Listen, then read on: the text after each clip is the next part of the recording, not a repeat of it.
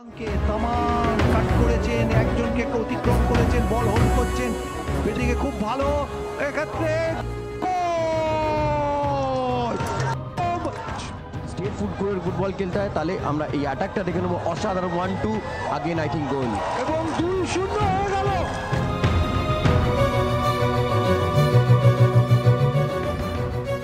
নমস্কার দর্শক বন্ধুরা, এক্সট্রা টাইম বাংলায় আপনাদের সকলকে স্বাগত। এবং এই মুহূর্তে রয়েছি মডার্ন স্পোর্টিং ক্লাবে, এবং যেখানে আজ কলকাতা লিগের ম্যাচ ছিল এবং যেখানে 2-1 গোলের ব্যবধানে কিন্তু হারতে হয়েছে সাদা কালো ব্রিগেডকে। কিন্তু এই হারের পরই একটা যন্ত্রণা তৈরি হয়েছে মহামেডানের যিনি কোচ, বর্তমান যিনি কোচ সিএফএল হাকিম সেকেন্দো, তিনি কিন্তু একটি বিস্ফোরক অভিযোগ করেন, যেখানে তিনি বলছেন যে আন্দ্রে চেরনিভসবের সঙ্গে আমার কোনো কথা হয়নি, তিনি তার মতন খেলান এবং আমি আমার মতন সিএফএলে খেলাবো এবং তার সম্পূর্ণ রেসপন্সিবিলিটি আমার। এবং এই নিয়ে কিন্তু ক্ষুব্ধ ক্লাব কর্তারা তারা একটি বৈঠক করে, এবং যে বৈঠকের পর কিন্তু আজকে বলা যেতে পারে মহামেডানে কিন্তু যে কোচ বিদায়ের ঘণ্টা সেটা কিন্তু বেজে গেল এবং বলা যেতেই পারে। এবং আন্দ্রে চেরনিভসব তিনিও খেলা দেখেছেন সূত্রের খবর, এবং তিনি খেলা দেখে সন্তুষ্ট নয়, এবং সেই জন্যই কিন্তু তিনি জানিয়েছেন ক্লাব কর্তৃপক্ষকে এই সম্পূর্ণ বিষয়টি আজ। এবং তারপরে কিন্তু মহামেডান কর্তারা বৈঠক করেন। সেক্ষেত্রে একটা চিন্তাভাবনা করা হচ্ছে যে মহামেডানের যিনি আন্দ্রে চেরনিভসবের যিনি অ্যাসিস্ট্যান্ট ছিলেন অ্যালিসন, তাকে নিয়ে আসার চিন্তাভাবনা করা হচ্ছে, যদিও সবটাই নজরে রাখবেন আন্দ্রে চেরনিভসব। মহামেডানের যিনি কোচ সেই আন্দ্রে চেরনিভসব সব দায়িত্বে থাকবেন, কিন্তু চেয়ারে বসবেন, বেঞ্চে বসবেন, কিন্তু তার যে সহকারী অ্যালিসন তার কথা কিন্তু ভাবা হচ্ছেন। তো কি বলছেন ক্লাব কর্তারা, চলুন সেটাই শুনে নেওয়া যাক। পারফরমেন্স নিয়ে এটাই বলা যাবে কি এখনও আমাদের টিম সেট হয়নি, কারণ আমরা তো প্র্যাকটিসটা খুব লেটে আরম্ভ করেছিলাম। সেকেন্ড থিং হচ্ছে যে সব জুনিয়র ছেলেরা আছে, আর এরা মাঠের প্রেশারটা দেখছে খুব বেশি ভালোভাবে নিতে পারছে না। কিন্তু সেকেন্ড হাফ খেলাটা দেখে মনে হলো যে এখানে আমাদের কোচ আছে, কোচের স্ট্র্যাটেজি কিছুটা ঠিক করতে হবে, কেননা ও নতুন আছে, এখন কোচটাও তো পুরনো, এরা সব রিজার্ভ টিমের প্লেয়ার আছে, কোচও রিজার্ভ টিমের আছে, এটাও প্লেয়াররাও মোটামুটি রিজার্ভ টিমের 2-3টে সিনিয়র প্লেয়ার আছে, তারা পিকনিক। আর এখন যাদের সঙ্গে আমাদের খেলা পড়ছে ওরা 1.5 মাস 2 মাস থেকে প্র্যাকটিস করছে, আমরা 10 দিন 12 দিন থেকে প্র্যাকটিস 15 দিন থেকে। আমার মনে হয় 2-4টে ম্যাচের পরে ঠিক হয়ে যাওয়া উচিত, কারণ হেড কোচ তো খুবই করতে আছে যে এরকমভাবে ফুটবল খেলছে। কোচ দেখেছেন আন্দ্রে চেরনিভসব, সেটা নিশ্চয়ই কোনো রিসোর্সেস থেকে দেখছে বা দেখলে আজও পাঠাবে। আজকে যখন কোচ হাকিমকে প্রশ্ন করা হয়েছিল যে সিনিয়র টিমের কোচের সাথে কথা হয়েছে কিনা, তিনি পুরো বিষয়টাই উড়িয়ে দিয়ে বলেন যে সিনিয়র টিমের কোচের দায়িত্ব কলকাতা লিগের বিষয় দেখার নয়, তাই এই বিষয়ে তিনি সিনিয়র টিমের কোচের সাথে কোনো রকম কথা বলতে চান না বলে জানিয়েছেন। তাছাড়া তিনি নিজের সিদ্ধান্ত স্ট্র্যাটেজি নিয়ে প্রশ্ন করাতে বলেছেন যে আমার স্ট্র্যাটেজি ভুল ছিল না, ভুল ছিল প্লেয়ারদের এফোর্ট কম ছিল বলেই আজকের এই হার। এই বিষয়টা নিয়ে আপনি কী বলবেন?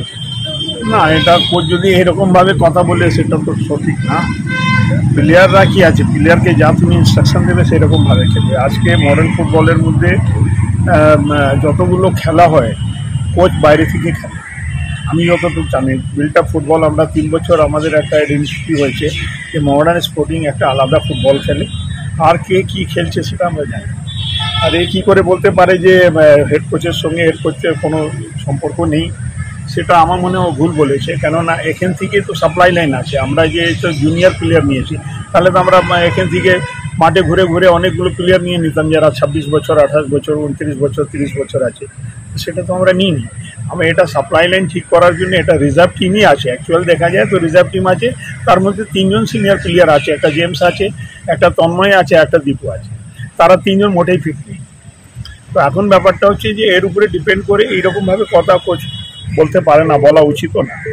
এখন ও ঠিক আছে, রিজার্ভ টিম দেখছিল, ওকে দায়িত্ব দেওয়া হয়েছে, রিজার্ভ টিম দেখছিল, ওকে দায়িত্ব দেওয়া হয়েছে।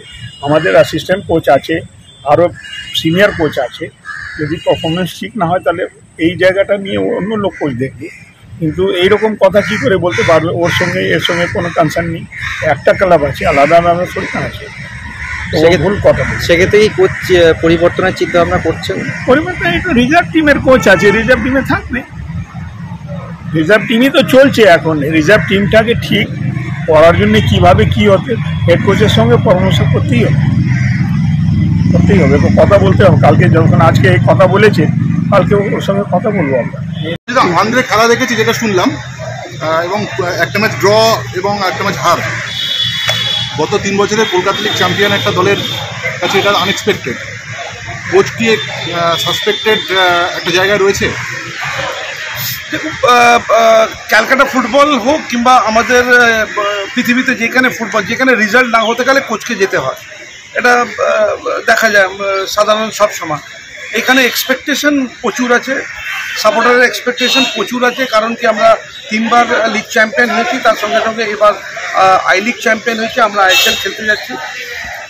ফার্স্ট ম্যাচ আমরা ভালো খেলেছিলাম, তারপরে আমাদের সেকেন্ড ম্যাচ আমরা ড্র করেছি, আর আজকে আমরা 2-1 থেকে এমএস থেকে হেরেছি।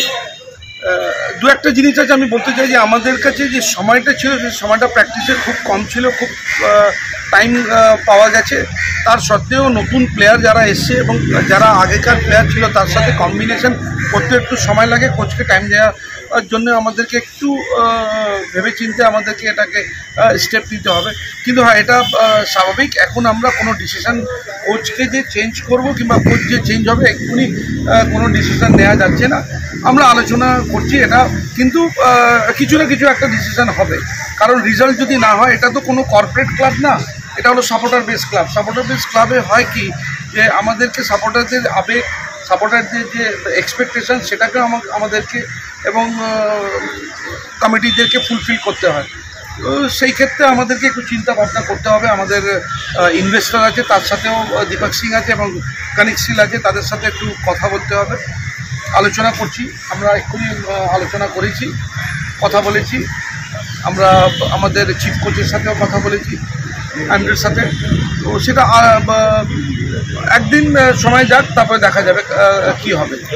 আজকে কিছু দলের সিলেকশন নিয়ে প্রশ্ন হচ্ছে, কিন্তু কোচকে যখন প্রশ্ন করা হয়, তিনি বলেন যে কোচের সিলেকশানে, টিম সিলেকশানে কোনো ভুল নেই, প্লেয়ারদের এফোর্ট দেখা যায়নি, সেইটাই হারের মূল কারণ।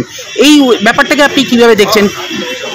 আমি আমার তরফ থেকে আমি যেটা আমাদের যত অভিজ্ঞতা নিয়ে আমি যেটা বুঝতে পেরেছি, আজকে যেটা যেভাবে প্লেয়াররা খেলেছে ফার্স্ট হাফে ওভাবে খেলতে পারিনি। সেকেন্ড হাফে খুব ভালো খেলেছে, কিন্তু আমি যেটা মনে করছি, যেটা বুঝতে পারলাম, যে কোথাও না কোথাও একটা স্ট্র্যাটেজি কিংবা ভুল হয়েছে, এতে কোচ অ্যান্ড প্লেয়ারের মধ্যে ভুল বোঝাবুঝি হয়েছে। সেকেন্ড হাফে যে প্লেয়ারগুলি খেলেছে, ইন্ডিভিজুয়াল এফোর্ট দিয়েছে। যে স্ট্র্যাটেজি যেটা কোচকে করা উচিত ছিল, আমার মনে হয় সেটা করতে পারেনি, না প্লেয়ারের সাথে ওনাদের কিছু কম্বিনেশন হয়নি, সেটা আমি বলতে পারছি না। কারণ এতে আমরা যাই না, এটা সম্পূর্ণ কোচ দেখে এবং কোচ ডিসাইড করে কোথায় কোন ফরমেশন, কোথায় কিভাবে কোন স্ট্র্যাটেজিতে ম্যাচ, মানে ম্যাচের উপরে ম্যাচ, ডিফারেন্ট ম্যাচ, ডিফারেন্ট টিমের সাথে ডিফারেন্ট কম্বিনেশন, ডিফারেন্ট স্ট্র্যাটেজি হয়। তো এই স্ট্র্যাটেজিটা কোচ কী করেছিল সেটা আমি বলতে পারবো না, কিন্তু আমি যেটা দেখলাম মাঠে, যেটা বুঝতে পারলাম, যে আজকে যে প্লেয়ারগুলি খেলেছে, ইন্ডিভিজুয়াল এফর্ট দিয়েছে, ইন্ডিভিজুয়াল স্ট্র্যাটেজি থেকে ওরা খেলেছে। Extra time.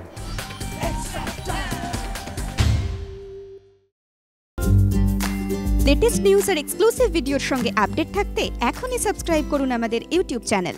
বেল আইকনে ক্লিক করতে ভুলবেন না যেন।